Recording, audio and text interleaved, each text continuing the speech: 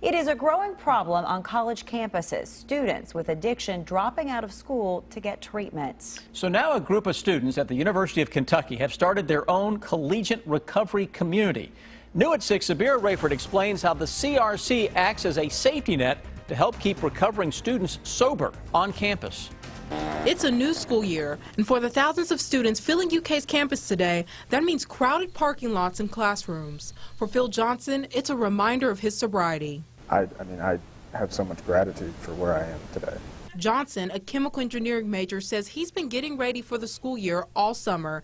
He says the last time he was at UK, his visits to class weren't as frequent as his visits to parties. Getting bad grades, failing tests, and eventually I found a drug that I couldn't put down. Johnson says his life began spiraling out of control once he started mixing opioids with alcohol.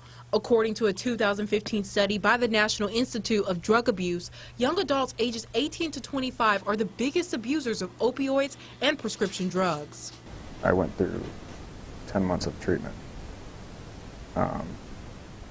Pretty much going through the process of, admitting that I have the disease of addiction. Recognizing that there's no going back once you have it, and deciding to do something about it. After traveling to 2 different states for nearly a year of intensive treatments, Johnson was ready to come home, but he didn't know if home was ready for him. And some of the people that I lived with and some of my counselors recommended places like Texas Tech or Vanderbilt or Ohio State or Alabama because they already have well-developed and supportive and well-funded and structured CRCs. But I bleed blue.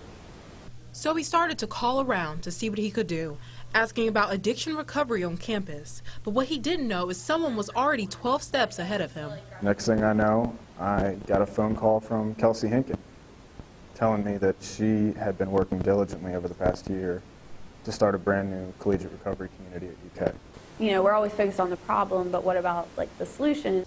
One of CRC's solutions to keeping recovering addicts on campus and in school is turning a dorm into a sober house starting next year.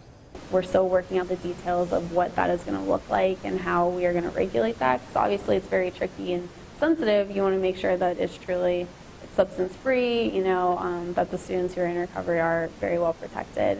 As for Johnson, he admits the start of the school year makes him nervous, but this time around he's going to have a little help from his friends. To be able to have people with similar interests, to be able to meet with and talk to and vent to if I need to throughout the day or throughout the year.